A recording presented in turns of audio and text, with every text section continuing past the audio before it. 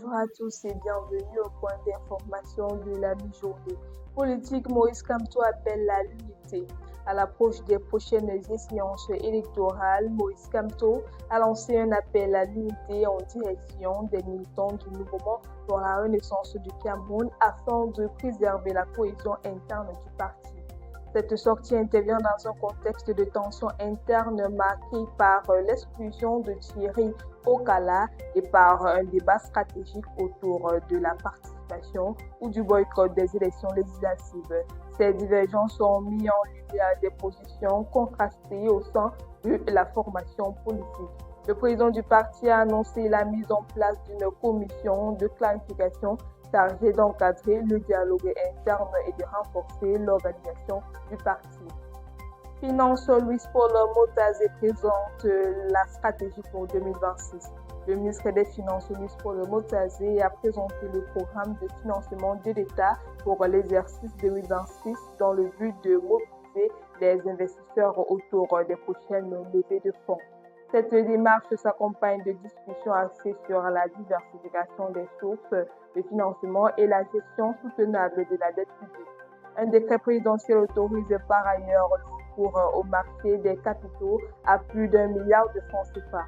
Ces ressources devraient permettre de financer des projets de développement et d'assurer des factures en attente. Komika, la Miss Cameroun 2020 sont au cœur d'un scandale. Les allégations de harcèlement et de cyberharcèlement secouent le comité d'organisation de Miss Cameroun. La Miss Josiane Angada est au centre d'une polémique qui l'oppose à ses responsables. Selon un communiqué de la communauté Massa, la reine de beauté est victime de cyberharcèlement, ce qui a poussé le Komika à réagir. Hier soir, le comité d'organisation a publié une demande d'explication adressée à Josiane datant du 13 février 2026. Les faits reprochés à la Miss incluent les accusations d'indiscipline, de mépris et de boycott envers sa tutelle. Ceci dit, elle est priée de se présenter afin de s'expliquer sur ces faits sous peine de destitution. Burkina Faso, une usine de transformation de piment à Banfora. Le Burkina Faso prévoit le lancement de sa première usine de transformation de piment à Banfora dans la région du Sud-Ouest. Le projet représente un investissement estimé à environ 4 milliards de francs CFA.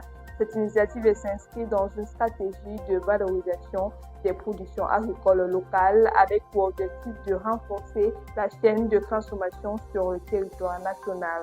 L'installation de cette unité industrielle devrait également contribuer à la création d'emplois directs et indirects tout en soutenant les producteurs locaux. Le Burkina Faso se modernise à travers ses infrastructures. Ainsi, notre actualité ce matin. Merci de nous avoir suivis.